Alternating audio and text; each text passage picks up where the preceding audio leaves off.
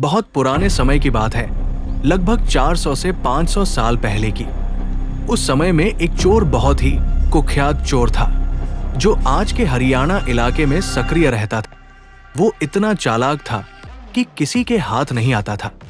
साहूकार और जमींदार उसके सताए हुए राजा के पास फरियादें करते थे, लेकिन वो हर बार बच निकलता था। उसने ऐसा ठिकाना बना रखा था कि चोरी करके किधर गायब होता है किसी को पता नहीं चलता था। लेकिन उसकी एक खासियत भी थी, वो गरीबों को नहीं लूटता था। वो केवल बड़े साहूकारों और जमींदारों को ही निशाना बनाता था।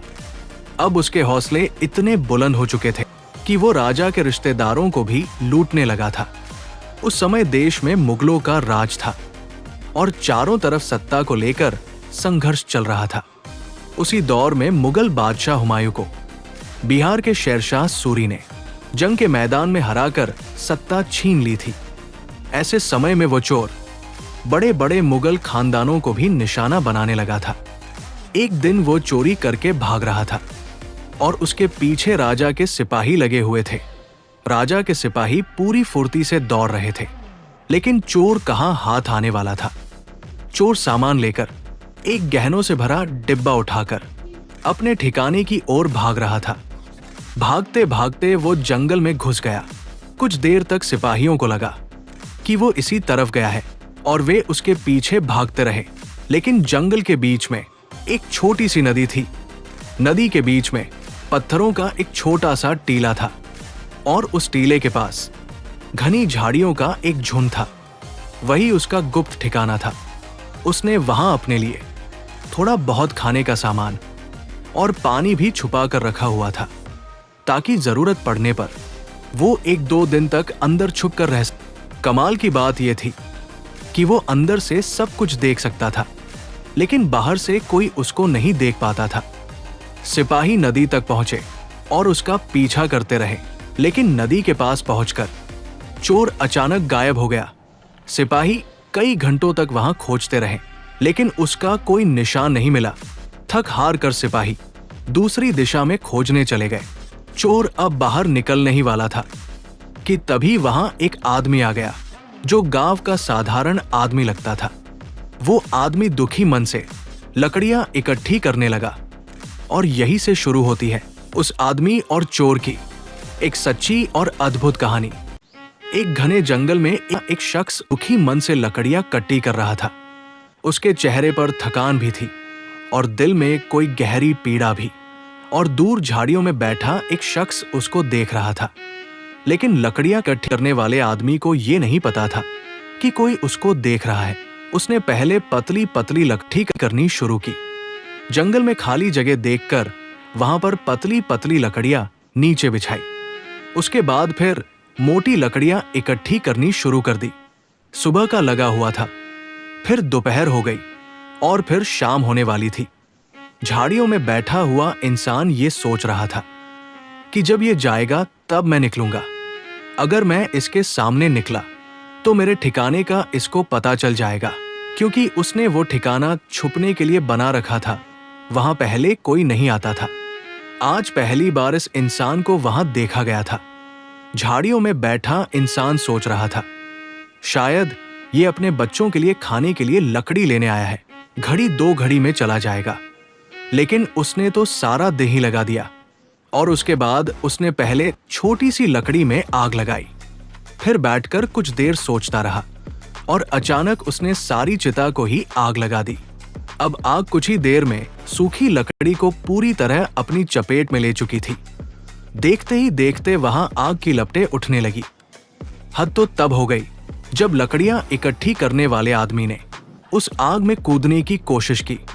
अब छुपे हुए आदमी का मन किया कि मैं इसको पूछूं, लेकिन जब वो खुद ही पीछे हट गया ज्यादा आग की वजह से, तो वो छुपा ही रहा। वो देखता रहा। ऐसे ही लकड़ियां कट्टी करने वाला आदमी बार बार कोशिश करता। जब चिता के पास जाता तो उसका हौसला नहीं पड़ता और वो वापस आ जाता। अब झाड़ियों के बीच बैठा आदमी समझ चुका था कि ये आदमी बहुत परेशान है और मरना चाहता है। जब वो आदमी आग की तरफ पीठ करके दुखी मन से रो रहा था, तभी झाड़ियों से छुपा हुआ आदमी बाहर निकला और उसके कंधे पर हाथ रखकर बोला। हाथ रखते ही लकड़ी इकट्ठी करने वाला आदमी चौंक गया और डर गया कि जंगल में दूसरा आदमी कौन है। लेकिन झाड़ियों के बीच बैठा आदमी बोला, नहीं नहीं, डरो मत, मैं कुछ नहीं कहूंगा, मैं तुम्हें कोई नुकसान नहीं पहुंचाऊंगा। तुम मुझे बहुत दुखी और परेशान नजर आ रहे हो, अपनी परेशानी मुझे बताओ, हो सकता है मैं तुम्हारी परेशानी का कोई हल निकाल दूं। तो लकड़ियां कट्टी करने वाला आदमी बोला, नहीं, मेरी परेशानी का हल कोई नहीं कर सकता, मेरी परेशानी मैंने खुद मोल ली है, अगर किसी ने दी होती तो उसका हल हो जाता, मेरी खरीदी हुई परेशानी का हल, अब कोई भला क्या करेगा। लेकिन झाड़ियों में बैठा हुआ इंसान उसकी बात सुनकर और भी उतावला हो गया। आखिर ऐसी क्या बात है जो ये किसी को बता भी नहीं रहा और मरना भी चाहता है। झाड़ियों वाले आदमी ने अपनी जिद नहीं छोड़ी और उससे पूछना जारी रखा। आखिर में लकड़ियां कट्टी करने वाला आदमी अपना दुख बताने को राजी हो गया। दोनों वहां आग से थोड़ा दूर बैठ गए। झाड़ियों में बैठा हुआ आदमी लकड़ियां कट्टी करने वाले आदमी के कंधे पर हाथ रखकर बोला, दुनिया में कोई ऐसा दुख नहीं है जिसको दूर ना किया जा सके, कोई भी ऐसा काम नहीं है जो इंसान के आगे रुकावट बन जाए। तुम डरो मत, सब कुछ खुलकर बोलो, तुम्हारी परेशानी का हल हम दोनों मिलकर निकाल लेंगे।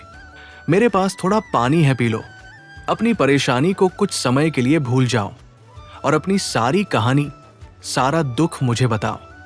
चोर ने उसे पानी पिलाया और हल्का सहारा दिया।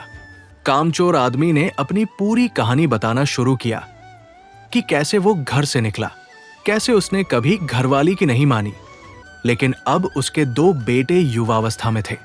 बेटे उसे काम करने के लिए कहते थे, वो उनकी बातें सहन नहीं कर पाया और घर छोड़कर जंगल में आ गया। पूरे दिन चलता रहा, भूखा प्यासा, और 10 कोस दूर एक गांव में पहुंचा। उसने सुना कि वहां धर्मशाला है, खाना मिलेगा और रहने की जगह भी। धर्मशाला में जाकर देखा कि एक धर्मात्मा नाम जप रहे थे। उनके आगे बहुत से अनुयायी बैठकर प्रवचन सुन रहे थे। वो भूखा था, हाथ धोकर लंगर में बैठा और स्वादिष्ट खाना खाया। वहां गरीब और अमीर, छोटे बड़े, बच्चे और बड़े सब एक साथ बैठकर खाते थे। उसने देखा कि गुरु के पास हर तरह के लोग आते हैं, अपने दुख लेकर और वापस खुश होकर जाते हैं। गुरु के पास रहना, सेवा करना, बर्तन साफ करना, झाड़ू लगाना, सबका अपना महत्व था। वो भी कुछ समय वहां रुका, हलवा खाया, पेड़ के नीचे सो गया और धीरे धीरे सीखने लगा। छोटे सेवादार उसे लकड़ी लेने और पानी लाने के लिए बोलते, लेकिन मैं वहां जरूरत से ज्यादा लंगर खा लेता था। स्वाद में लंगर ज्यादा खाने से मुझको नींद बहुत आती थी और मैं सेवा नहीं कर पाता था।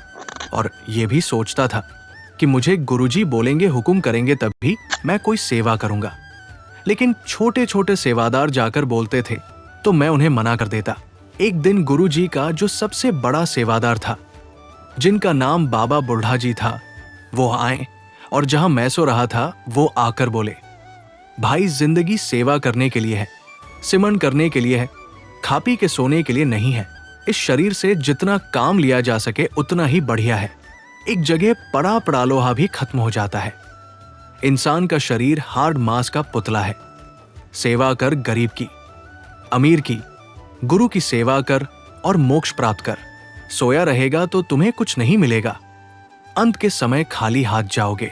उनकी ये बातें मेरे को अच्छी नहीं लगी और मैंने साफ साफ बोल दिया, जहां बहुत दुनिया आती है, बहुत लोग आते हैं, खाना खाते हैं और चले जाते हैं, सारे बर्तन थोड़ी साफ करते हैं, थोड़े झाड़ू थोड़ी लगाते हैं। बाबा जी, अगर मैं खाना खा लिया और सो गया, काम नहीं किया, तो आप मेरे को ठोकते रहते हैं। पहले आपके दूसरे सेवादार आकर बोलते थे, अब आज आप भी खुद चले आए। मैं किसी के कहे पर कोई काम नहीं करता, ना ही करूंगा। मुझे जो हुक्म गुरु करेंगे मैं वही मानूंगा। संगत में भी आप लोग प्रवचन देते हैं कि गुरु का कहना मानना चाहिए, गुरु का हुक्म मानना चाहिए, तो मैं भी गुरु का ही हुक्म मानूंगा, किसी आम इंसान की बात नहीं मानूंगा। आप लोग मुझे ठोका बंद कर दीजिए। गुरुजी ने प्रवचन किया था कि जिसका कोई नहीं उसका गुरु होता है। जिसे अपना घर नहीं होता, गुरु का घर उसका होता है। जितना तुम्हारा घर है उतना ही मेरा है, जितना तुम्हारा गुरु है उतना ही मेरा है। मैं अपने गुरु के घर में रहता हूं, मैं किसी के घर में नहीं रहता जो तुम लोग मुझे ठोकते रहते हो। ये बातें सुनकर मुख्य सेवादार बाबा बुढ़ा जी तो चले गए, लेकिन जो दूसरे सेवादार थे उन्होंने ये बात गुरु जी को बताई। एक दिन गुरु जी जहां मैं सो रहा था वहां आकर बैठ गए, लेकिन मुझे उठाया नहीं। जब मेरी आंख खुली तो गुरु जी को सामने देखकर मैंने नमस्कार किया, सादर प्रणाम किया। गुरु जी बोले, बेटा, सबकी सेवा करनी चाहिए। जो समय बीत जाता है दोबारा नहीं आता।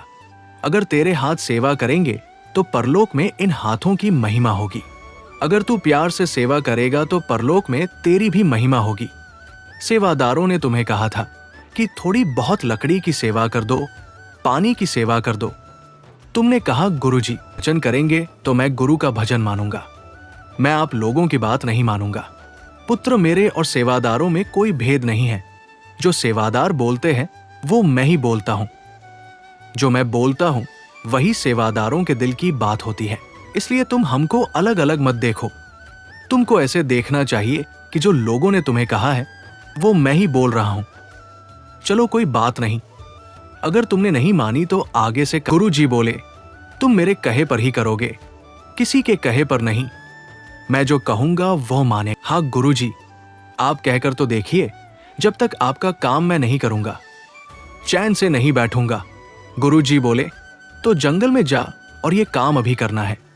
जंगल में जाकर अपने हाथों से लकड़ियां इकट्ठी कर और चिता सजा, आग लगाकर बीच में बैठ जा और जल के मर जा। यही हमारा हुक्म है। जंगल में बैठा कामचोर आदमी चोर को अपनी सारी कहानी सुना रहा था। चोर बहुत बुद्धिमान था और उसने गुरु का इशारा समझ लिया। गुरु जी क्या कहना चाह रहे थे। चोर के पीछे राजा के सिपाही लगे हुए थे। 2 दिन से चोर को पता था कि वो लोग उसे पकड़ ही लेंगे। चोर के पास एक गानों का डिब्बा था जिसमें बहुत सारे गहने और सोना चांदी रखे हुए थे। चोर बोल रहा था कि मेरे पास बहुत सारा सोना चांदी है, मैं ये सारा तुम्हें दे सकता हूं। अगर तुम गुरु का वचन और गुरु का हुक्म मेरे को दे दो, मैं तुमको बहुत से गहने दूंगा।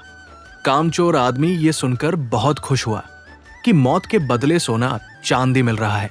अब उसे और क्या चाहिए। अब तो बीवी बच्चे भी नहीं बोलेंगे।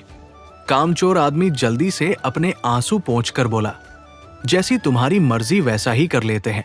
चोर झाड़ियों से सोने चांदी वाला बक्सा निकाल कर लाया और कामचोर को दे दिया। कामचोर ने फटाफट बक्सा अपनी बगल में रखा। चोर ने बिना समय गवाह चीता में छलांग लगा दी और उसकी आत्मा आसमान की ओर चली गई जहां देवता खड़े हुए थे।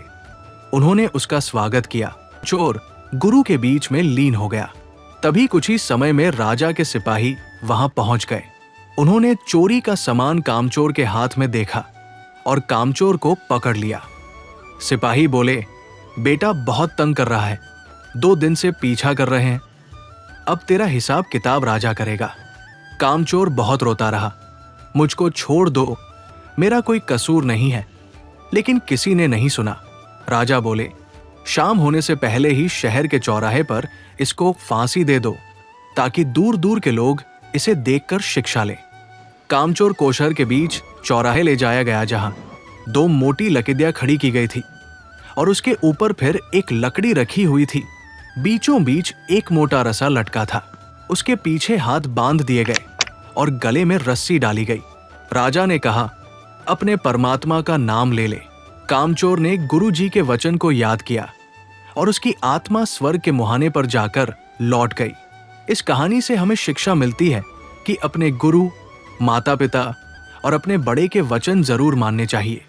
वचन थोड़े कड़वे और कठिन लग सकते हैं, लेकिन उनका पालन करने से बाद में बहुत सुख मिलता है। जबकि आज पड़ोस वाले या दोस्त केवल थोड़े समय की खुशी देते हैं और उनके कहने में पड़कर इंसान अपना जीवन बर्बाद कर सकता है।